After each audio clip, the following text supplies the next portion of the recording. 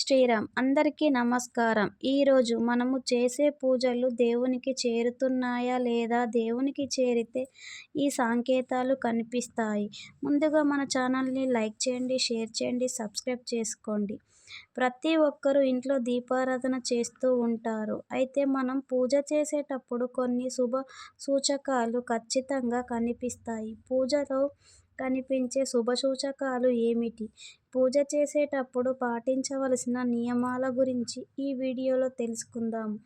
ఆ సంకేతాలు ఏమిటో తెలుసుకొని మనకు మంచి జరుగుతుందా లేదా చెడు జరుగుతుందా తెలుసుకుందాం. ఇంట్లో పూజ చేసేటప్పుడు ఒక్కోసారి మన కంట్లో నుండి కన్నీళ్లు వస్తాయి. మీకు తెలియకుండా కన్నీళ్లు వస్తే మీరు చేసే పూజకు మంచి ఫలితం రాబోతుందని అర్థం. మీ కష్టాలు తొలగిపోతాయని సంకేతం. అలాగే దేవుని ముందు దీపం వెలిగించిన తర్వాత ఆ దీపం ప్రకాశవంతంగా వెలిగితే మీరు చేసే పూజకు దేవుడు సంతోషంగా ఉన్నాడని, మీ కోరికలన్నీ నెరవేరుతాయని సంకేతం. పూజలో దేవునికి పెట్టిన పువ్వులు అకస్మాత్తుగా కింద పడితే దేవుడు మీ పూజలకు సంతోషంగా ఉన్నాడని, మీకు మంచి జరుగుతుందని అర్థం.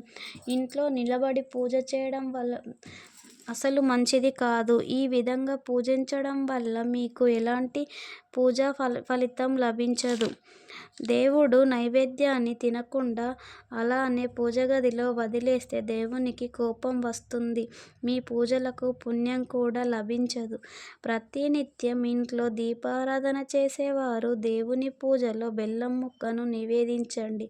బెల్లం ముక్కను నైవేద్యంగా సమర్పిస్తే ఆకస్మిక ధనలాభం వరిస్తాయి. నల్లటి వస్త్రాలు వేసుకొని దీపారాధన చేయకూడదు. ఇంట్లో పూజ చేసే స్త్రీలు తూర్పుముఖంగా కూర్చొని పూజ చేయాలి. ఈ పూజా నియమాలు పాటిస్తే మీకు తప్పకుండా శుభం జరుగుతుంది.